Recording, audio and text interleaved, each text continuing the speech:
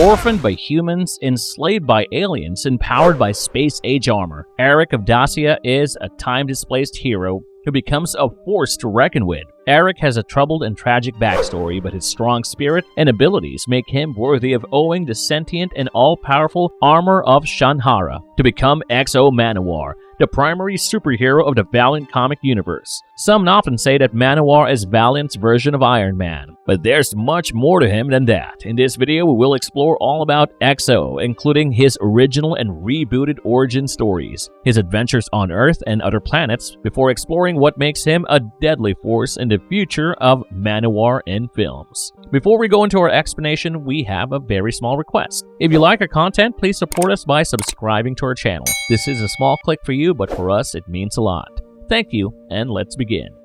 X-O Manowar's original origin story. Released in August of 1993 by Valiant Comics, the story of X-O Manowar begins around the dawn of the 4th century AD in issue number 0 of X-O Manowar. As a child, Manowar, or Eric, had loving parents, but the future of his people was threatened by the Roman Empire and its centurions. Eric was a Visigoth, an early Germanic people who shared a troubled relationship with the ancient Romans. In fact, Alaric, the first Visigoth leader and king, sacked Rome in 410 AD. Nevertheless, Eric is born under Roman rule in Dacia, but his people hated the Romans. Eric must have been a boy of 5 or 6 when his father showed him a blade that he had made for Eric's uncle, Alaric. Eric's father had learned the craft of sword making because his people depended on looted and plundered weapons to fight the Romans, and Eric's father wanted his people to become self-sufficient. Eric, too, was promised a similar sword by his father when the boy came of age, but enough of the sentimental stuff. The father and son heard a cry for help, and it was from Eric's mother. The Romans had attacked and she was being assaulted by 2 Roman soldiers. Although Eric's father managed to kill one of the soldiers, that day, Eric lost both his parents. The young boy looked in horror as his father's severed head was flung right in front of him, but the boy drank his tears and avenged his dead parents by sticking a sword into the Roman. That day, Eric dedicated his life and his sword to the destruction of the Roman oppressors. 9 years later, in 408 AD, Eric has grown into a strong young man, and his bloodlust for Romans has also increased. So much so that his uncle Alaric feels that Eric's bloodthirst clouds his judgment. One day, Alaric led Eric and the others on a supply raid to a Roman town. While returning from the raid, Eric and his friend Gafti came across a Roman temple that was supposed to house huge amounts of gold, and although they were ordered to only loot provisions and weapons, Eric thought gold could be bartered for whatever they needed. The 2 men charged inside the temple only to find that a slave girl named Daedra was about to be slaughtered on the charge of paganism and blasphemy. However, Eric killed the Roman nobleman as well as his priest, and although there were no treasures inside, Eric got something more precious. In his own words about Daedra, "You may be a heathen, but you're a damn sight better looking than the women in my camp." And this woman willingly became his concubine, offering anything he pleased. That night, Eric and Daedra shared more than their bodies, and it seems Eric was so taken by the girl that he started worshipping her god, Lu. A few months later, Eric, Gafti, and a few others were on a night patrol ordered by Alaric when they saw a strange light coming from a distance. The Visigoths believed it must be an imperial encampment. Eric charged forward but was left aghast at what he thought were demons. The apparent demons were attacking his tribe and devouring them. Eric started slaying these monsters, but his strong spirit and fearless attitude lured the monsters into abducting him so that he could serve as a slave. In reality, these demons were aliens who had come to Earth to breed. Eric is taken aboard their spacecraft while his men watched helplessly. On the alien homeworld, Eric was tortured and forced to work for the aliens. But it was his strength and determination that were going to accelerate his escape. Although only 7 years had passed since Eric was abducted due to the time dilation, it was the year 1991 on Earth. Eventually, Eric was taken to a fueling station a few light years away from Earth. Here, Eric meets a man named Mapgiver, whom he quickly befriends. Mapgiver tells Eric that he has found the location of the strongest weapon in the alien arsenal. Furthermore, Eric's strong temperament and build would make him worthy of wielding this weapon. Mapgiver carves the weapon's location on Eric's palm using a discarded bone shard. Oh, and by the way, Mapgiver seems to look like Elvis Presley for some strange reason. Anyway, Eric was chosen by the aliens to serve as the food for their leader, only known as the first among equals, which gives us a sense that the aliens did not really follow a hierarchy in their governance, and everyone was equal to everyone else. Nevertheless, Eric was in no mood to let some goddamned alien devour him, and he fought his way to the armory, where he found the X-O Manowar armor and the ring that controlled it. He donned the ring, and almost immediately the armor became a part of him. X-O Manowar was a sentient armor that started communicating with Eric. In fact, Eric had now become the X-O Manowar, a hero whose conscience and memory belonged to ancient Rome. He escaped the alien spacecraft and came to Earth as a time-displaced hero. X-O Manowar in the reboot. The 2012 X-O Manowar comics give a fairly different account of the eponymous hero's origin. Having said that, the primary story is more or less the same. The difference between the two origin stories is that the reboot is more detailed and elaborate. The story begins in the year 391 AD with Eric and Gafty finishing off the wounded Roman soldiers after a recent battle. The boys have become of fighting age, but they haven't yet been allowed to participate in a battle, and it seems that Eric is rather skeptical about fighting standing enemies. Back at the camp, Eric's father, Rolf, and mother, Inga, are talking about his future when he eavesdrops on them. Rolf is the best swordsmith among all Visigoths and wants his son to fight alongside his brother Alaric, who's the commander of the Visigoth army. However, Eric's mother wants her son to learn how to forge swords instead of learning how to use them. But Rolf disagrees and says that all boys of his age fight, but Eric is still not the warrior that he would later become.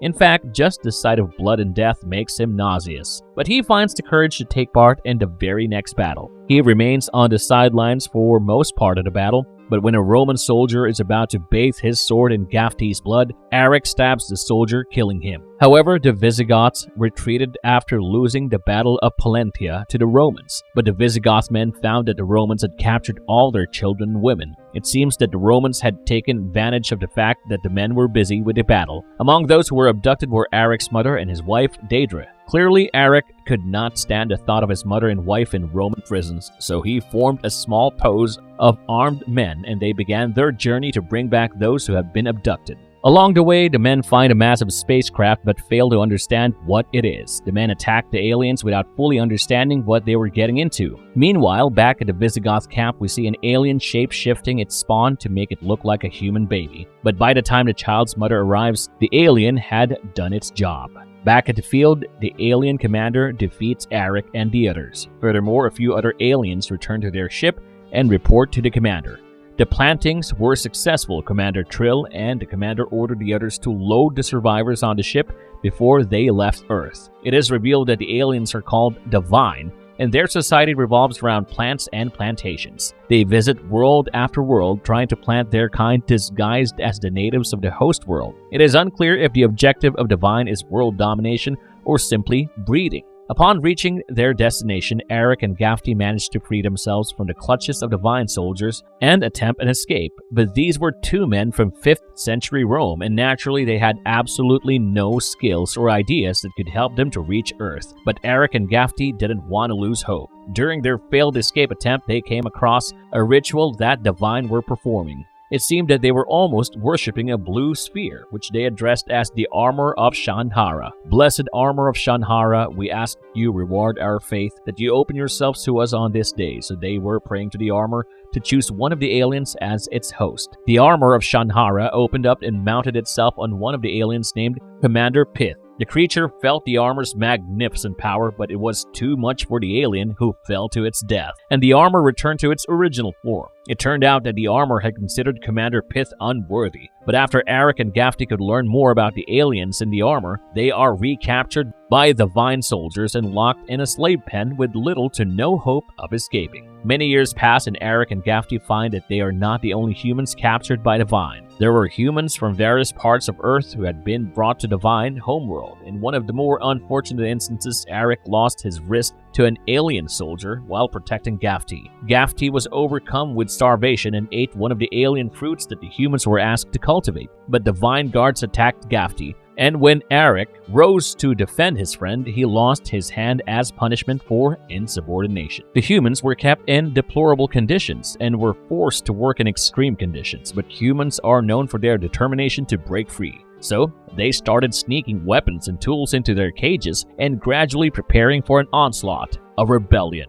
Much like in the original comic, there is a man named Mapgiver who gave Eric the route to the armory where Divine kept their greatest weapon, the armor of Shanhara. The way to the armory was full of hurdles. The men fought bravely, but there were casualties on either side. Humans and Vine fell like cards. Red and green blood split like water, but in the end, Eric managed to reach his destination where the armor of Shanhara presented itself to Eric, turning him from a mere mortal to X-O Manowar. Eric used his newfound powers and abilities to slaughter several of Divine members, including their leader, Commander Trill. But the escape wasn't easy because Divine was as vicious a species as it was powerful. However, Eric's armor is clearly more formidable than the combined strength of all Divine. Eric escaped and was finally free. He followed the voice of his beloved and reached Rome, but he was about 16 centuries too late.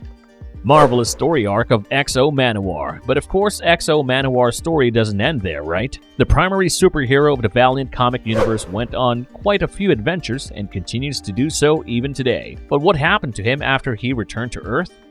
Manowar versus a ninja super spy. Well, Manowar landed in Rome, now a city in Italy instead of a nation. As Manowar remembered it, he found himself battling the combined strength of the Italian police and the Air Force, who he initially believed were the soldiers of the Roman Empire. Nevertheless, he soon learns that he was in the 21st century and retreats into the South American jungles. Meanwhile, Divine recruit one of their own named Alexander Dorian to retrieve the armor and kill Manowar. In the battle, Manowar kills several commandos and takes Dorian hostage, without realizing his identity. On the other hand, another plantling of Divine and head of MI6, Patrick Clement, hires an assassin and British super spy named Ninjak to track Manowar down. Ninjak uses his covert tactics and military knowledge to subdue and capture the brash barbarian and Dorian. However, Dorian has a change of heart. He finds out that his people will destroy Earth irrespective of the armor being found or Manowar being killed, and Dorian had become way too accustomed to the lavish lifestyle on Earth. So,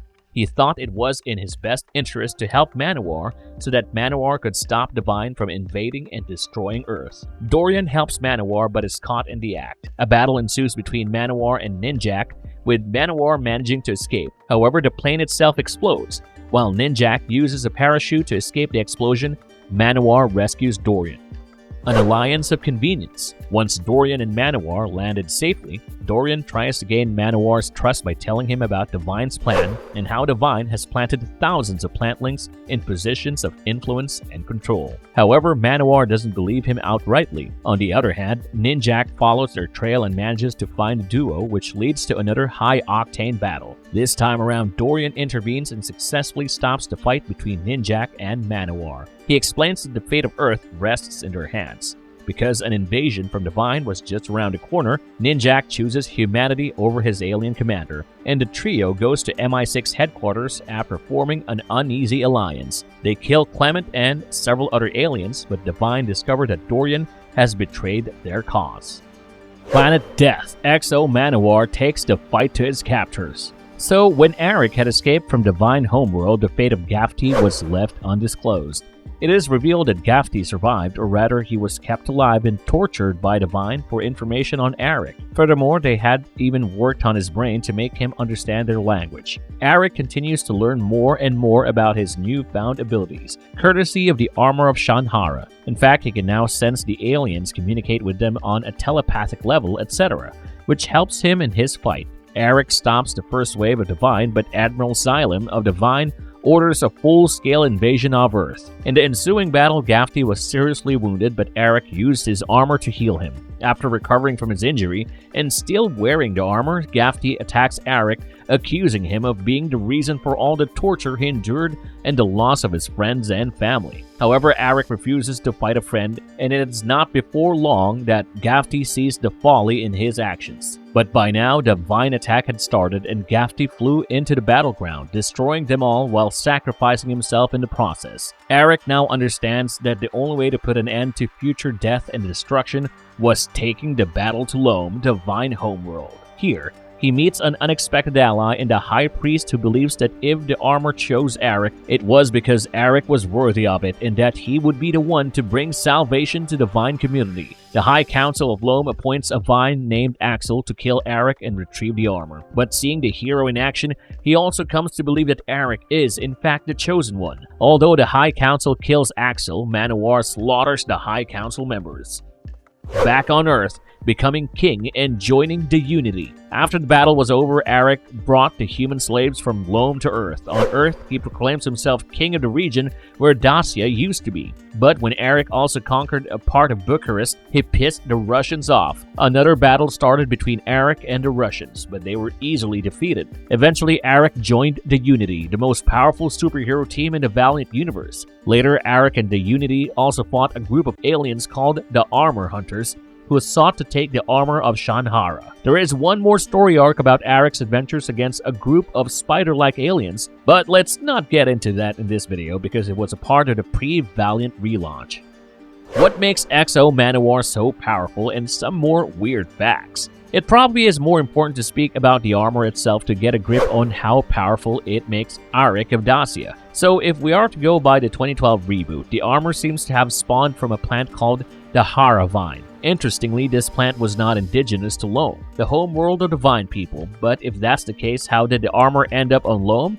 Well, once upon a time, the Vine of Loam were enslaved and ruled by a superior race of beings called the Torment, who may have brought the Hara Vine along with them to Loam. One of the Vine heroes discovered the Hara Vine and managed to wield the arm. This hero freed his people and laid the foundation of a golden age of the Vine. Loam prospered as the hero grew old and perished, but before that, he had prophesied that someone worthy of wielding the armor would return, and this worthy being would begin a new golden age for Loam. Since then, many native warriors of Loam tried to wear the armor, but ended up suffering painful deaths until Eric of Dacia wore it. It is largely unknown why the techno-organic symbiote of the armor of Shanhara chose a brash barbarian like Eric. It could be possible that the ancient armor saw Eric as someone who was pure of heart, someone who wanted the armor's powers to help his people instead of wanting the powers for the sake of being powerful. Apart from being conscious, the armor bonds with its wearer on a telepathic level and even communicates with the wearer. Furthermore, the armor is extremely intelligent. For instance,